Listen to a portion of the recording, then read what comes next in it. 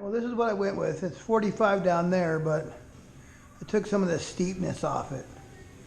It's not 45 for as long. All I can do is fuck it up and make another one. Well, I guess time to get cutting. Got 2 sheets. I know you can cut this diagonally, flip it over and rip it and blah, blah, blah. But I'm gonna go ahead and just use 2 sheets because I'll probably make another one. My son's got some RCs as well. It's got the Notorious, and I think I'm gonna grab a big rock, so I'll probably end up making a smaller one, which I can then use the other side for as well, on the 2 opposite sides. So to keep it simple, I'm just gonna clamp these together and then jigsaw it, and fucking go from there. We'll check back in a few.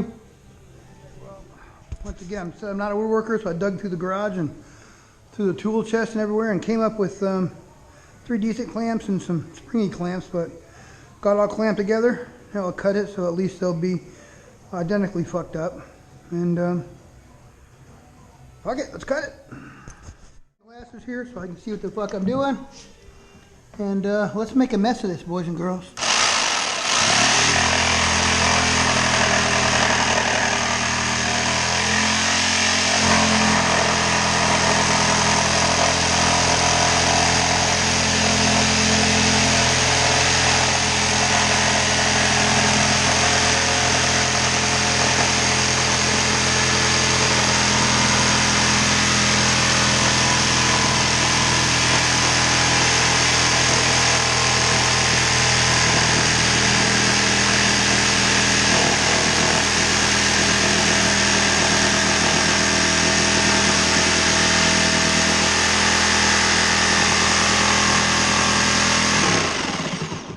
I'm like a fucking surgeon with this thing.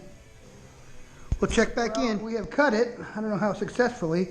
Had the wife hold it at the end because I didn't want it to drop and break off, and she put a little too much pressure, so I got a little inverted there. But I think for the purpose, when all said and done, it'll be all right. So let's go into next phase. All right. Well, I'm wondering as I'm going here. I had the thought as I was cutting these to 47.5. That hardboard is exactly 2 feet wide, so I can get exact 4 feet. Plywood being a 1/2 inch wide. I need to cut all these to 47, so when I put the 2 plywoods on the sides, it'll actually be 48, and that'll go edge to edge. Originally I'd done these at 47.5 and got about halfway through and realized, wait a second, I'm gonna have a 1/4 inch on each side. It just looks shitty. So I'm gonna cut them all down to 47 so I can get 48 and have it go all the way across. So I'll check back in. Screws go. I went about with these number 10s, 1.5 inch. I got a bunch of drywall screws at home, but they're really not very strong. If you've ever just put a couple pair of pliers, you can snap them. They're drywall screws for a reason. So I'm gonna dig through my box of bits here and find a little pilot bit. I could probably drive these in there, but all I'll do is end up splitting wood and being pissed off later, so I'll grab a little bit and drill some pilot holes. So, step 20, I'm not really sure. So let's check back down to our last 3 at 47 inches here. I'm also using, I got some 1x2s, which I'm going to use down towards the bottom because it gets so thin. I want some support down there. So I had some from some other, I don't even know what it's from, but I had them laying around. So I cut a couple of those up as well, and then just kind of eyeballing this off of here.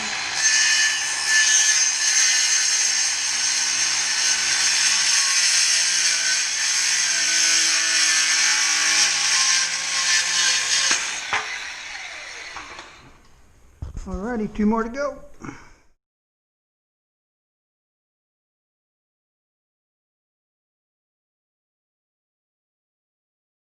Well, got that far. Got my pilot hole bit, my bit. Got her all squared up. Now we're just gonna fill in all the blanks and see what the fuck happens after that. Stood it up on its side once I got it semi-stable, and then I'm gonna go ahead and do the top, flip it over and do the other side. And I think that's the easiest way instead of flip-flopping back and forth. So and host of the hit Drill screw, drill screw, drill screw. Let's see what happens. I'm gonna launch this motherfucker to the moon. I'm hoping. At the bottom to kind of help. My floor is not level, but probably went all the way a little much on the end, so I don't know. Safe than sorry. A couple in the middle there. Spaced them, I think, 8 inches apart. Fuck, I might jump my car off it. Fuck it. Well, time to put the face on, and I'll see what I'm gonna do there, and then I'll get back to you. All right, well, it's coming together. Once again, I'm drilling a little pilot hole. I'm using drywall screws on this, and then I'm just using the tip of my drill. Kind of give me a little countersink hole there, so they'll go in flush. Let's put a little more on that. There we go. And let's see what we have. Let's keep on going. Is it gonna win a ribbon at the county fair? Probably fucking not, but I just eyeballed the screws. I didn't measure anything. Now I'm just figuring out what to do at the bottom to get it smooth as possible. So, what I didn't account for, like I said, I'm not a woodworker, was when I arched that 2x4 and bent it, you actually gain some, you shorten the wood. Lengthen one and shorten the other, so as you can see, I'm about 7 to 8 inches off from where I thought I would be. So I'm probably gonna use a piece of wood, one more support on the bottom, and then cut one of those hardboards, put it all the way across, have it come down so it's smooth as possible. But let me figure it out a little bit, and I'll check back. Alrighty, so I decided I had a kitchen remodel done, and I had like a 1x8 of something, so I went ahead and put it there like that, and then cut this like this. Once again, it's not perfectly square. I'll probably use some kind of caulking to seal everything. So I'll bolt this to that all the way across and down the sides the best I can do, and that'll be that. Woo! Packs are charging right now. Parts are ordered. All right, I'll be back shortly. Well, I'm looking here. You can see this is all square here. Here's my problem. And you can see up at the top, I'm off that same amount. The OCD part of me wants to unscrew the whole thing, slide it down that 1/16 of an inch. But honestly, it'll probably just wallow out all the screw holes. It'll have to move everything, and it'll be full of fucking holes everywhere, just weak spots. So I'm just gonna square it like this, and I got some latex, some black Permatex shit I'll throw in here, and then I'll probably caulk down the middle too, and then paint the whole thing at some point. And fuck, I fucked it up, boys and girls, but all right. People, I don't know what time it is, probably close to noon. I think the whole thing took me about, I think it's 11:30 or noon, I'm not really sure. It took me about 3.5, 4 hours. Made a few mistakes here and then there, but overall, you can see I had to make it big enough for my Outcast. So, fuck, man, she's gonna go. I'm gonna put the wheels on it, and right over there on the side of my next to neighbor's house over there is a big green grass area. So I'm gonna go over there, and I got my packs charging up. I'll shoot some video and see how she works. I checked, we are at 45 degrees at the top. Hope it's strong enough, we'll find out. Mounting these casters on here, and I think I'm gonna put a couple of these screws I used to build it in it, just so I can go test it. But I'm gonna pop in the hardware store later on, pick up some nuts and bolts. With the weight, I'm afraid it'll just snap out of there. So, but this will it'll get me to test it. I might even put one wheel on it just to get me over there. All right, people, there she is. There's the ramp all done. I had some black silicone, but I stopped. I went and got some clear stuff, and then I'm gonna test it and make sure it's gonna work, and then I'll paint it and whatnot, this, that, and the other. I'm gonna put some bolts right there. I just put those on there so I could test the ramp out, and then I'll bolt it up. But altogether about 4 hours, something like that. Probably $45. I have enough stuff left over to make another one, a smaller one. So, and I think all the materials together are probably about 80 bucks, maybe 75, but I can make 2 ramps out of it. So we'll test it and drag it over there and jump some shit and see how it stays together. Ramp already. I'm waiting for my son to show up real quick. We're gonna go launch them together, but I thought I'd show you my Outcast 8's here. I do have a bulletproof 6.35 millimeter chassis. It literally is bulletproof. They have a lifetime warranty against any kind of bashing. It doesn't matter, extreme, as long as you don't break it intentionally. If it bends or any problems, they replace it for a lifetime for free. You send it to them, they send you another one. I just dropped in a Max 5 and an 800 kV hobby wing combo in, 39 spur, 39 pinion, M2C motor mount and all that stuff, RPM A-arms. I got some 6-pack Duratrax on here.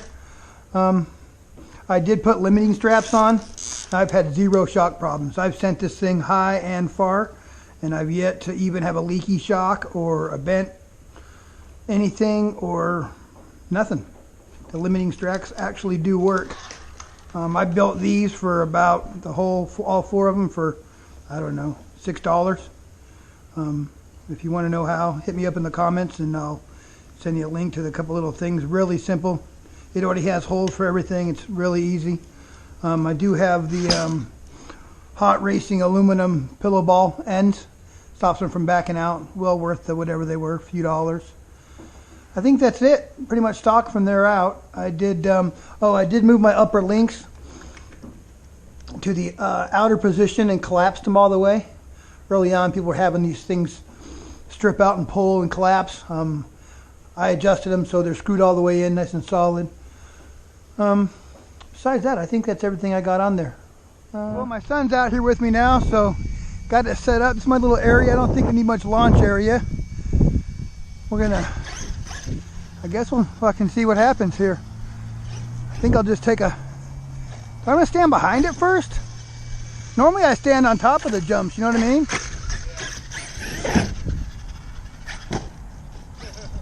Okay, yeah, she goes up in the air a little bit.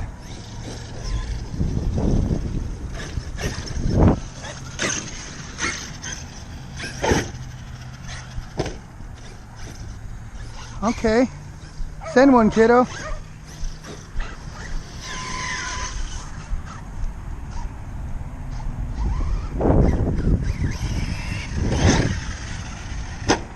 There you go.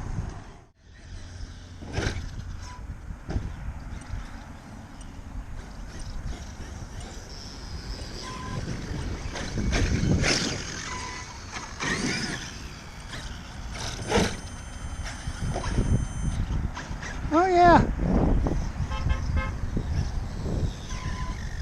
I have no idea who that was, but an RC enthusiast. Ready? Oh, nice, dude. Ready?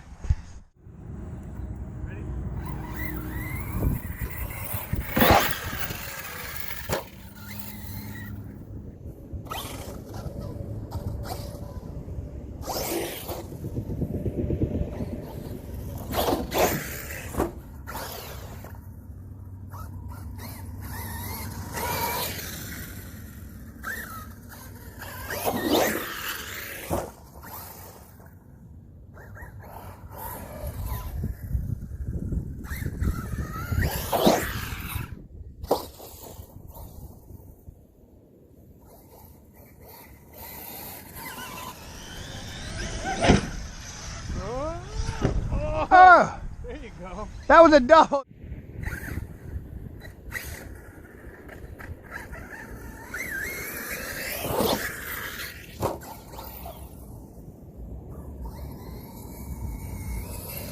Oh yeah, okay, it's got. Yeah, it's got power now. Yeah, it didn't steer worth a shit, but no, I've never driven it. Yeah.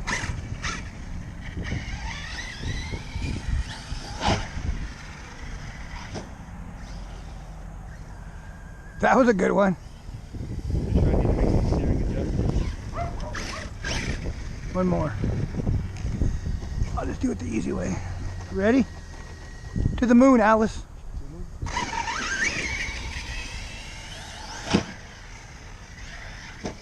Ah! I did a double, but I didn't quite land it. All right. Good day. I broke my shit. And he's about to have a battery and he's got to go home, so good first shit out here, and I'll paint it up and we will be back.